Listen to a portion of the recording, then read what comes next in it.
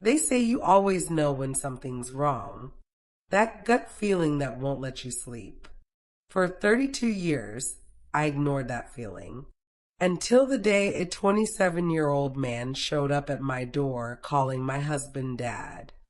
I'm Diana Richardson, 55 years old, and I've spent over 3 decades building a life with Marcus Richardson, a successful real estate developer, community leader, and apparently a liar. We have 2 daughters, both in their 20s. We have a beautiful home in Atlanta's historic West End. We have standing in our church, respect in our community, and what I thought was an unbreakable bond. That morning started like any other. Marcus left for a site inspection. I was preparing for my book club meeting when the doorbell rang. A young man stood on my porch, tall, brown-skinned, with Marcus's exact eyes and that same dimple in his left cheek. "Can I help you?" I asked, already feeling the ground shift beneath me. "Is Marcus Richardson here?" His voice was tight, nervous. "He's not. I'm his wife, Diana." "And you are?" "I'm Brandon." He swallowed hard. "Brandon Thompson. Marcus is my father." I stood there, hand still on the door, the word father echoing in my head. "Excuse me. I know this is a shock. My mother, Simone Thompson, she and Marcus, they've been together for 28 years. I'm their son. 28 years. Not a one-night stand. Not a brief affair. A whole other life. A whole other family. "I think you should come in," I heard myself say. We sat in my living room, the room Marcus and I had decorated together, where we'd celebrated birthdays and Christmases, where we'd built our family. And this young man with my husband's face and a stranger's name told me about his mother, Simone Thompson, a paralegal in Marcus's law partner's office. They'd met in 1997, started an affair, and when she got pregnant, Marcus didn't leave. He stayed with both of us. 2 families, 2 homes, 2 lives running parallel for nearly 3 decades. "Why are you here?" I asked, my voice surprisingly steady. Brandon's jaw clenched. "Because I'm tired of being a secret. I'm tired of watching my mother wait by the phone on holidays while he's here with you. I'm tired of being the family he hides. Does your mother know you're here?" "No. She'd be furious. She's always protected him, protected this arrangement. But I'm done protecting him." After Brandon left, I sat in that living room for 3 hours. I didn't cry. I didn't scream. I just sat there, rewinding 32 years of my life, looking for the signs I'd missed. The business trips that seemed too frequent. The phone calls he took in other rooms. The way he was always tired on certain weekends. The separate bank account he claimed was for business expenses. The nights he came home smelling like different perfume, but blamed it on clients. I'd noticed. But I trusted.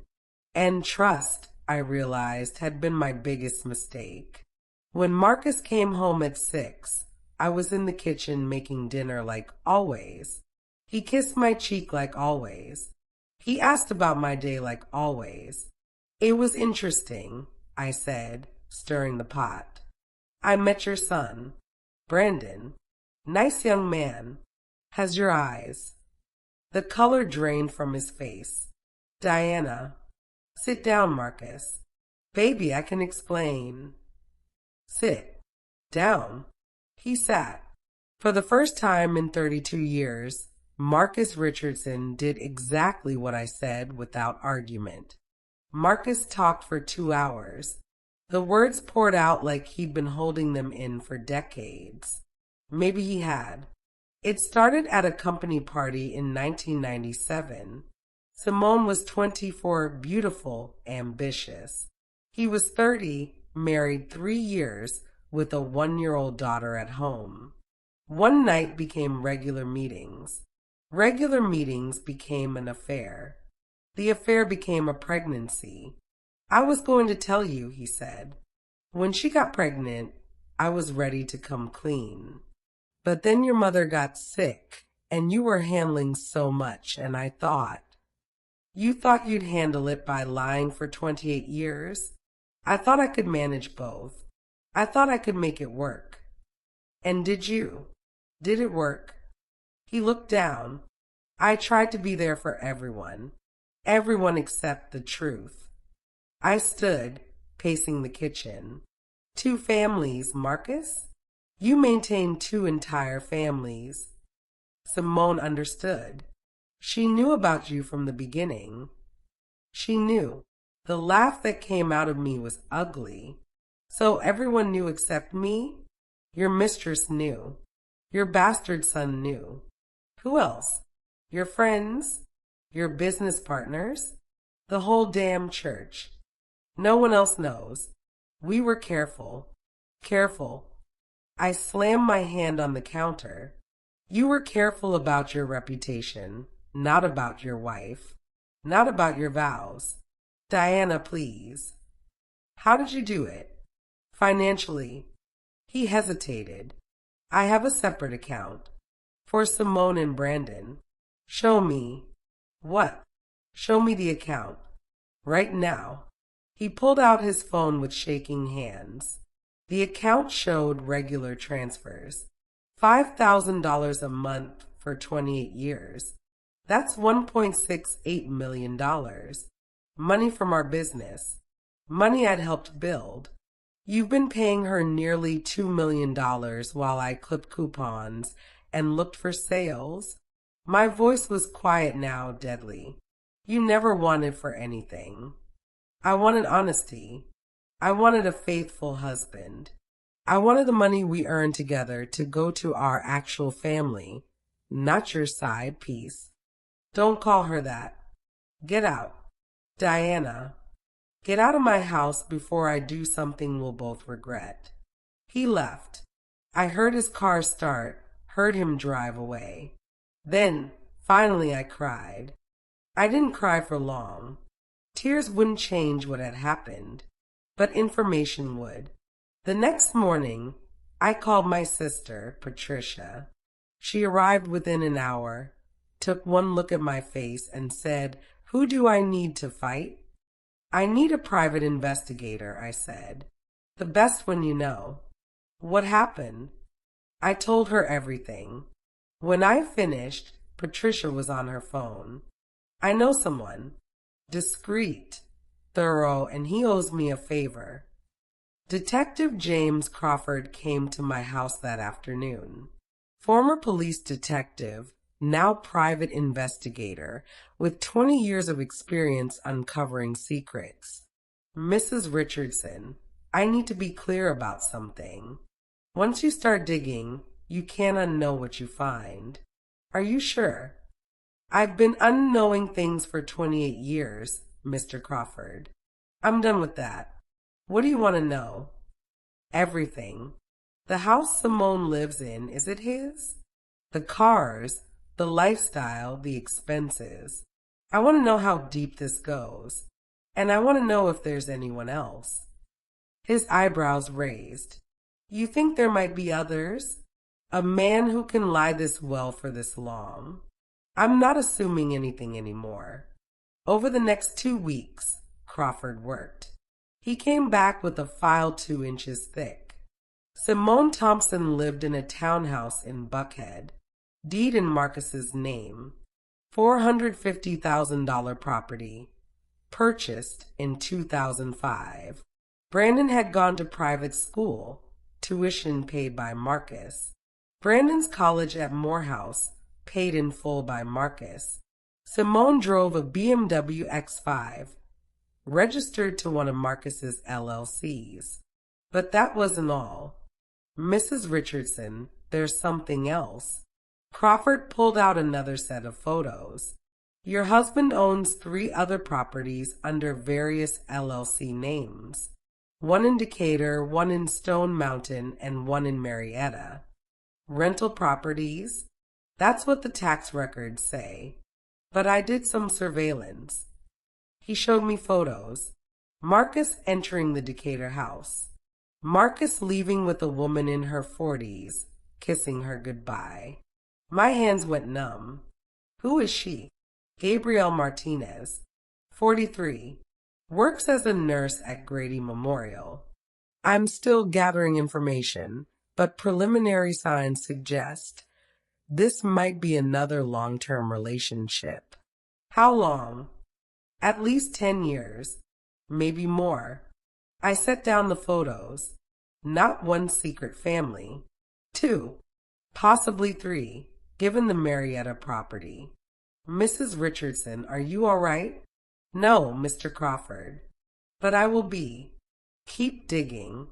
I want to know about all 3 properties. Everyone in them.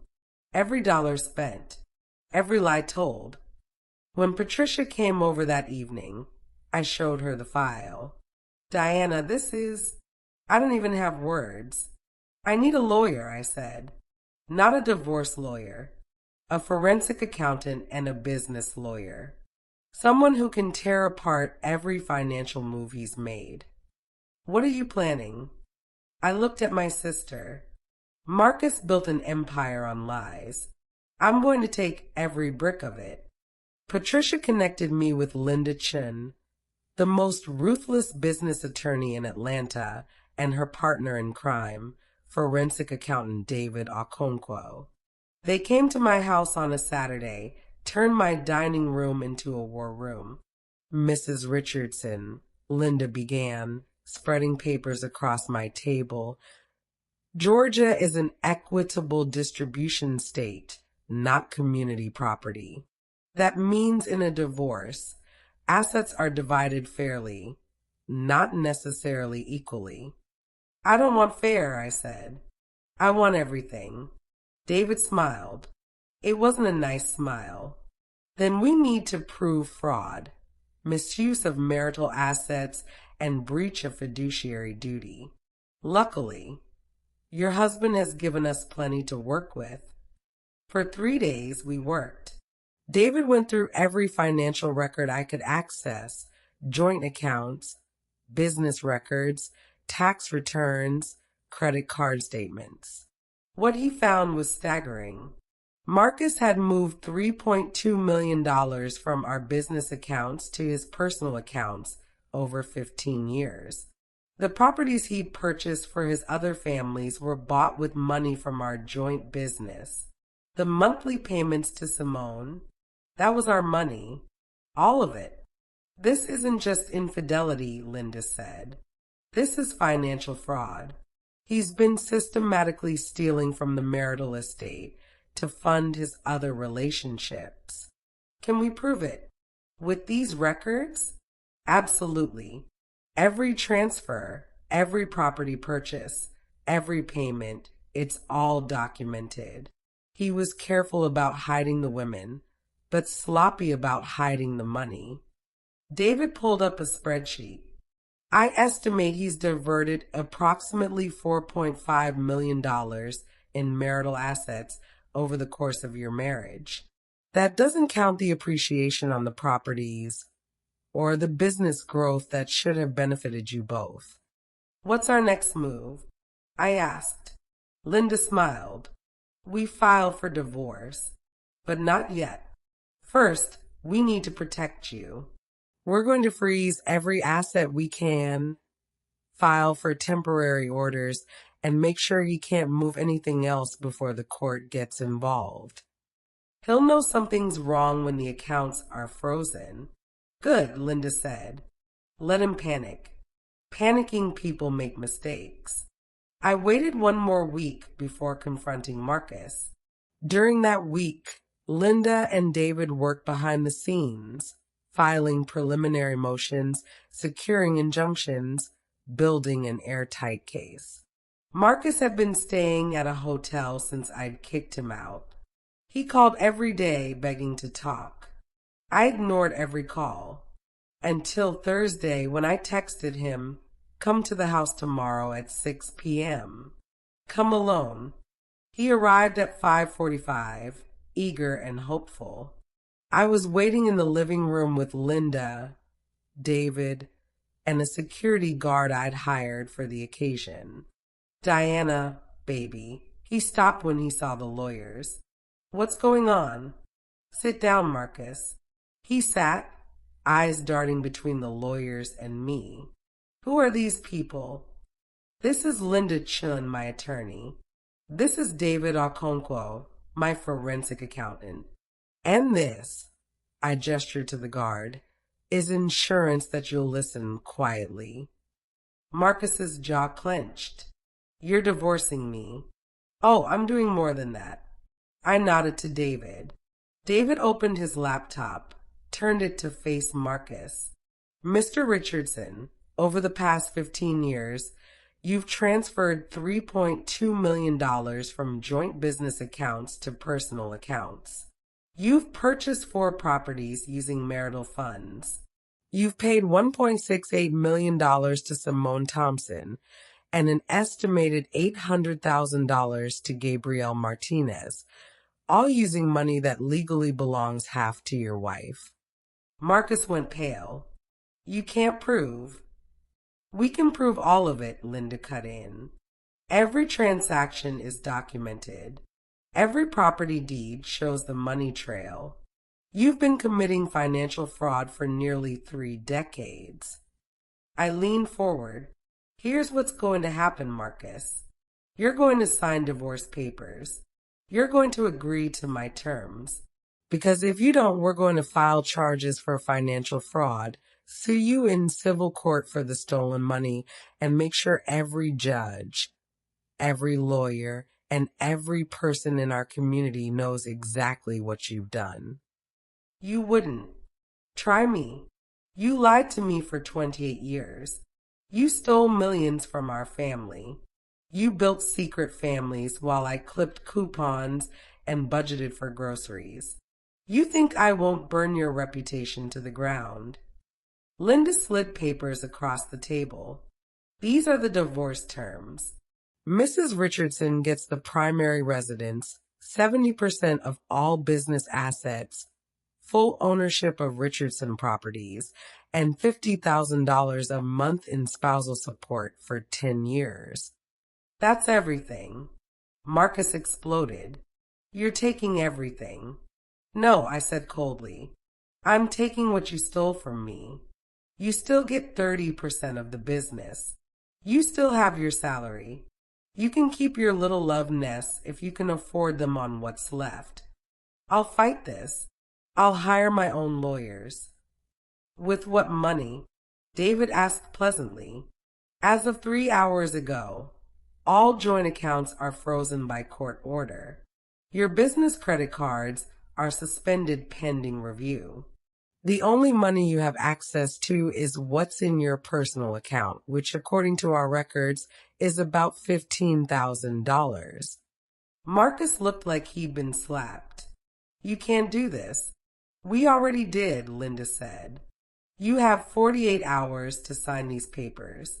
If you don't, we filed the full lawsuit, including criminal fraud charges. Your choice. Diana, please, his voice broke. 32 years. Doesn't that mean anything? I stood up.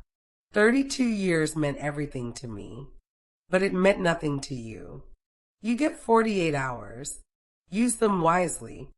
Marcus didn't sign in 48 hours. He signed in 24.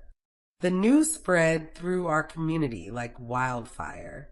At first, people didn't believe it. Marcus Richardson, the man who led fundraisers, who gave to charity, who sat on the deacon board. Impossible. Then Brandon went public. He posted on social media a long, detailed account of growing up as Marcus Richardson's secret son. The post went viral. Local news picked it up. Suddenly, everyone knew.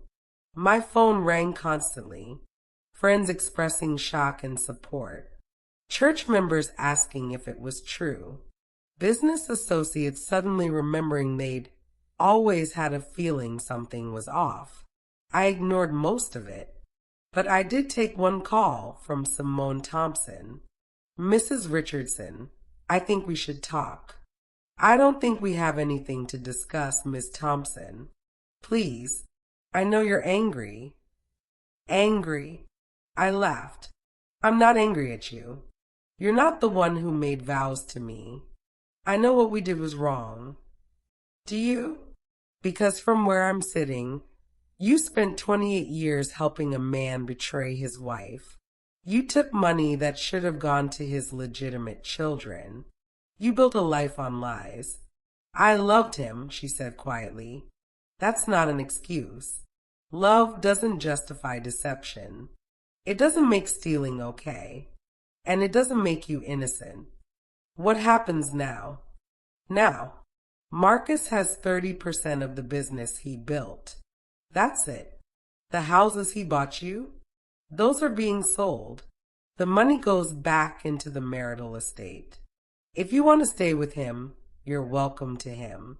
But you'll be staying on his new budget. You're taking the house in Buckhead? I'm taking everything he bought with my money. Yes. She was quiet for a long moment. I understand. Do you? Because I'm not sure you do. You knew he was married. You knew he had children. But you took from us anyway. You let your son grow up knowing his father chose to lie rather than face the consequences of his choices.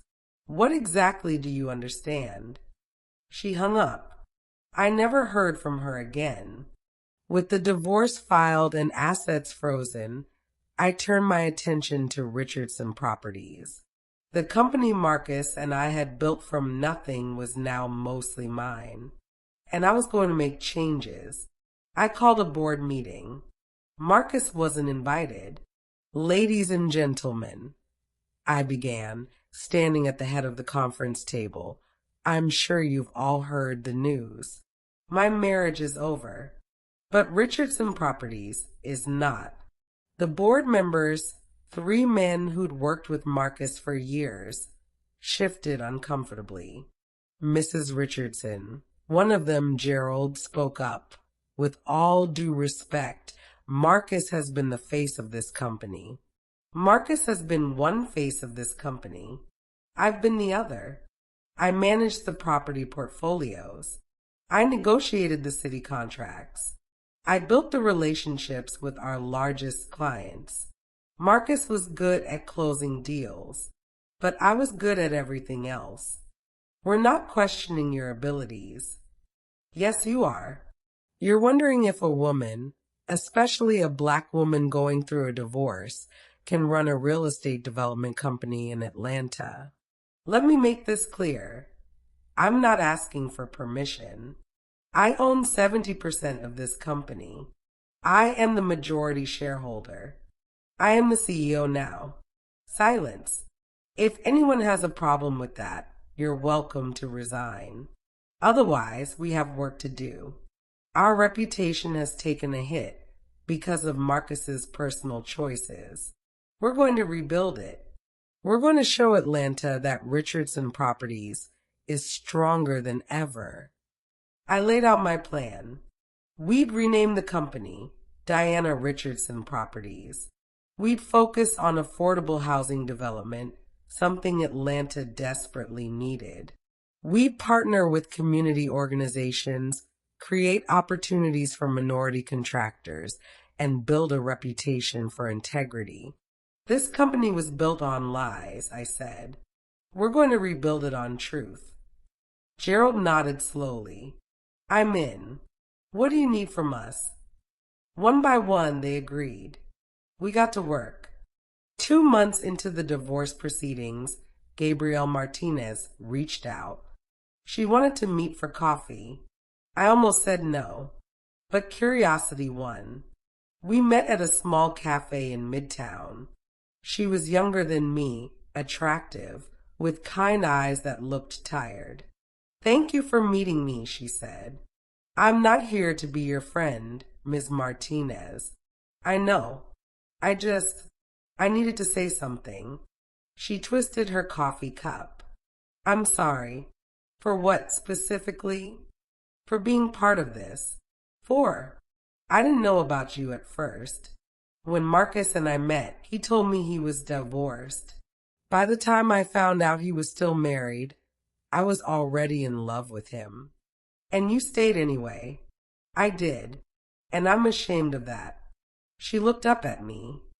I kept telling myself it was complicated, that he was leaving you soon, that we were building towards something real. But it was all lies, wasn't it? Yes, it was.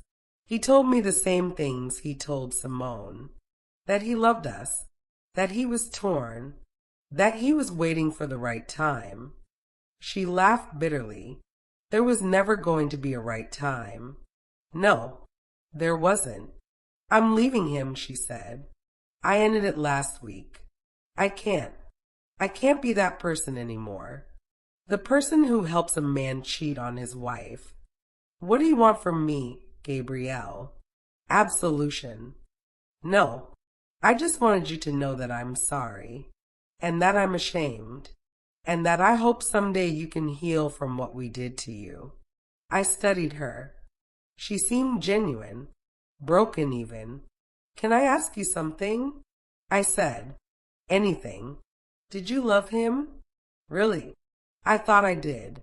But looking back, I think I love the idea of him. The successful man who chose me. The exciting secret. The promise of a real future. She shook her head. I didn't love him. I loved the fantasy. And I hurt real people for a fantasy. We sat in silence for a moment. Thank you for apologizing, I said finally. It doesn't change what happened. But it's more than Simone ever did. Simone called me a fool for leaving. Said I gave up on a good man. She's been justifying this for 28 years. She can't stop now, or she'd have to face what she really is. Gabrielle nodded. What about you? How are you? Angry, hurt, determined. I'm rebuilding my life without him. It's hard, but I'm doing it. I hope you find happiness, Mrs. Richardson. Real happiness. You deserve it. After she left, I sat there alone with my coffee. Of all the people involved in Marcus's deceptions, Gabrielle was the only one who'd apologized. The only one who'd shown real remorse. It didn't make what she'd done okay, but it was something. The hardest part wasn't dealing with Marcus's mistresses. It was dealing with my daughters, Jasmine, 28, and Kennedy, 25, took the news differently.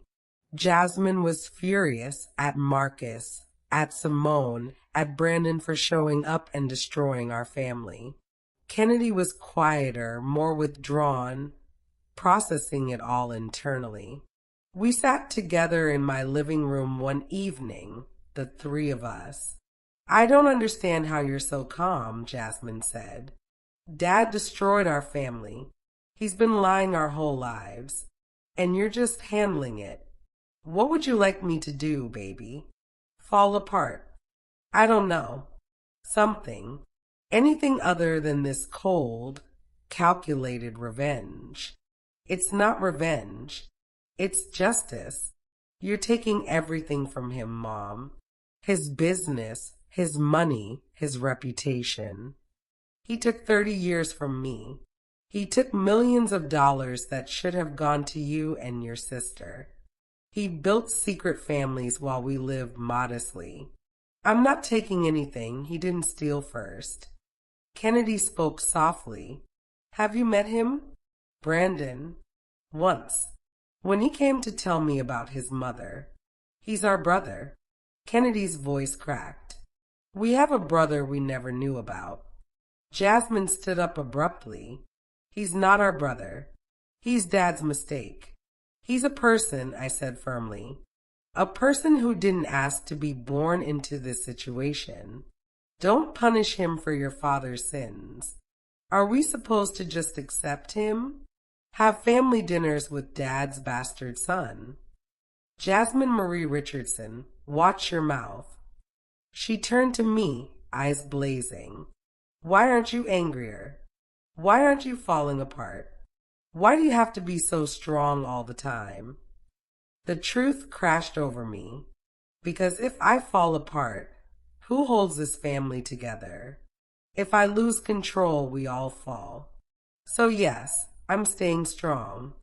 I'm staying focused. I'm making sure your father's choices don't destroy what we've built. Jasmine's anger crumbled into tears. I just want my dad back. The dad I thought I had. I pulled both my daughters close. I know, baby. I know. That dad is gone. He might never have existed the way we thought. But we're still here. We still have each other. Kennedy whispered, what about Brandon? Is he still here? I sighed. That's up to you too.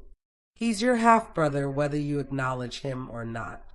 But I won't force you to have a relationship with him. Have you talked to him since? Jasmine asked.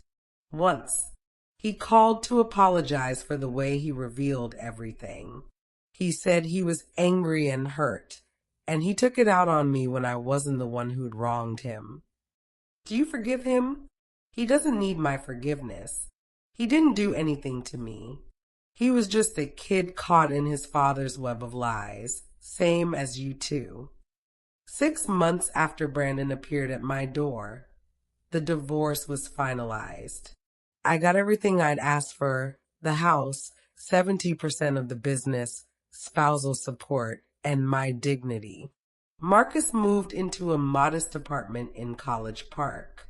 His girlfriend Simone had left him when the money dried up. Gabrielle was gone. His reputation was in tatters. He'd gone from community leader to cautionary tale. Part of me felt sorry for him. A very small part. The business flourished under my leadership. We'd just broken ground on our first affordable housing development, a project that would create 200 units for working families in Atlanta. The city council had praised our commitment to the community. One afternoon, I was reviewing contracts when my assistant buzzed. Mrs. Richardson, there's someone here to see you. Brandon Thompson. I paused. Send him in. Brandon entered my office, looking nervous. Mrs. Richardson, thank you for seeing me. Call me Diana. What can I do for you? He sat down, fidgeting with his hands.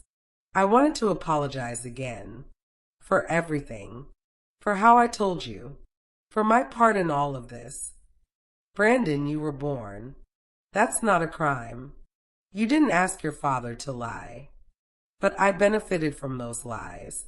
The house, the school, the money, it all came from you. From your family. It came from your father's choices. You were a child. He looked up at me. I met Jasmine and Kennedy last week. I heard. How did it go? Awkward, but not terrible. Kennedy was nice. Jasmine is still angry. Jasmine is angry at the situation, not at you. I don't expect them to accept me as their brother. I wanted them to know I exist, that I'm not going away. I studied him. He had Marcus's features, but there was something softer in his expression, something more honest. What do you do, Brandon? I'm a social worker. I work with kids in foster care. That's good work. It is. I wanted to do something that mattered, something that helped people. He paused. Not like my father. You're not your father. No, I'm trying really hard not to be. He stood. Thank you for seeing me, Diana. And thank you for not blaming me. Brandon, wait. I pulled out a business card. We're hiring community liaisons for our new housing project. People who understand the neighborhoods, who can connect with families. Would you be interested? He stared at the card. You want to hire me? I want to hire someone who cares about making a difference. Someone who understands what it's like to be caught in the middle of someone else's mess. Someone who's trying to be better than their circumstances. His eyes filled with tears. Diana, I don't know what to say. Say yes. Come work for me. Show your father that his children, all of them, are better than he ever was. He smiled, a genuine smile that transformed his face. Yes, absolutely yes. A year after the divorce, I stood in my backyard at a family barbecue. Jasmine was there with her new boyfriend. Kennedy was laughing at something Patricia said. Brandon was helping my nephew with the grill. It wasn't the family I'd planned. It wasn't the life I'd imagined when I married Marcus 32 years ago. But it was real. It was honest. And it was mine. You look happy, Patricia said, handing me a glass of lemonade. I am. For the first time in a long time, I'm actually happy. Diana Richardson, independent businesswoman. I like it. Me too. I watched my daughters. They're healing. Slowly, but they're getting there. And you. I thought about it. I'm not healed. Not completely. I still have days where I'm angry, where I wonder what I missed, what I could have done differently. But I'm learning to live with it. You did nothing wrong. I know that now. Took me a while, but I know it. Marcus had called last week, asking if we could talk. I declined. There was nothing left to say. He'd made his choices. I'd made mine. We were both living with the consequences. Mom, Jasmine called. Brandon's telling embarrassing stories about Dad. You need to hear this. I walked over to the group. Brandon was mid-story, something about Marcus trying to teach him to play golf and accidentally hitting a ball through a country club window. Your father in golf, I said, shaking my head. He never could figure out that swing. Did he try to teach you? Brandon asked. Once. I was better than him in 3 lessons. He never asked again. Everyone laughed. It felt good. Laughing about Marcus without bitterness. Just acknowledging who he was, flawed, proud, human. As the sun set over Atlanta, I looked around at this unexpected family. My daughters, learning to embrace their brother. My sister, always in my corner. My nephew, my friends, my community. Marcus had tried to build 2 families in secret. Instead, his deception had created one family in truth, stronger, more honest, more real than anything he'd ever built. 2 years after the divorce, I received an invitation. Marcus was getting married to a woman I'd never heard of, someone new he'd met at church. I threw the invitation away, but Kennedy picked it out of the trash. Are you going? Absolutely not. Mom, don't you think? Kennedy, I have rebuilt my life without your father. I've built a successful business, created affordable housing for hundreds of families, raised 2 beautiful daughters who are becoming incredible women.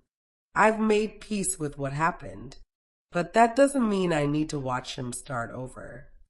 He's still our dad. He is. And if you want to go, you should. But I've given Marcus Richardson enough of my time. In the end, neither of my daughters went either. They sent a card and a small gift, but they stayed home with me, watching movies and eating popcorn. Do you think he'll do it again? Jasmine asked. Cheat on this new wife? I don't know, baby. That's between him and God now. Do you ever miss him? I thought about it honestly. I miss the man I thought he was. I miss the partnership I believed we had. But Marcus? The real Marcus? No, I don't miss him at all. 3 years after the divorce, Diana Richardson Properties was named one of Atlanta's top real estate development firms. We'd completed 5 affordable housing projects, employed over 100 people, and maintained a perfect safety record. I was featured in Atlanta magazine, the woman who rebuilt her empire after betrayal. The article talked about the divorce, the secret families, and how I'd turned personal devastation into professional triumph. The reporter asked me what advice I'd give to other women facing similar betrayals. Don't let someone else's lies define your truth, I said. Marcus spent 30 years building a house of cards. When it fell, I could have fallen with it. Instead, I built something real, something honest, something mine. Do you regret the 32 years? I regret the lies. I regret the wasted time. But I don't regret my daughters. I don't regret the business skills I learned. I don't regret becoming the woman I am today. Marcus's betrayal didn't break me. It revealed me. What would you say to him if you could say anything? I smiled. Thank you. Thank you. Thank you for showing me who you really were. Thank you for forcing me to be strong. Thank you for getting out of my way so I could become who I was meant to be. 5 years after Brandon knocked on my door, I stood in the finished community center of our 6th affordable housing development. The building was full, families celebrating, children playing, community members gathering. Brandon, now my director of community outreach, stood beside me. Diana, we did it. This is incredible. We did. All of us. Jasmine and Kennedy were there with their families. Jasmine had married her boyfriend. They had a baby on the way. Kennedy had just finished her MBA and was joining the company as VP of Development. The 3 siblings, Jasmine, Kennedy, and Brandon, stood together, laughing at some shared joke. They built their own relationship, separate from Marcus's choices. They were creating their own family story. Marcus was there too, in the back, looking older and smaller than I remembered. His new wife stood beside him, looking uncomfortable. He'd asked if he could come, if he could see what we'd built. I'd said yes, not for him, but for me, to show him that his absence had made space for something better. Our eyes met across the room. He nodded, a small gesture of acknowledgement. I nodded back. Then I turned away. Patricia appeared at my elbow. He looks miserable. That's not my problem anymore. No, it's not. She raised her glass. To Diana Richardson, survivor, warrior, CEO. I clinked my glass against hers. To moving forward. As I looked around the room, at my daughters, at Brandon, at the community we'd built, at the future stretching bright before us, I realized something. Marcus's betrayal had been devastating. It had shattered the life I'd known. But from those shattered pieces, I'd built something stronger, something truer, something entirely my own.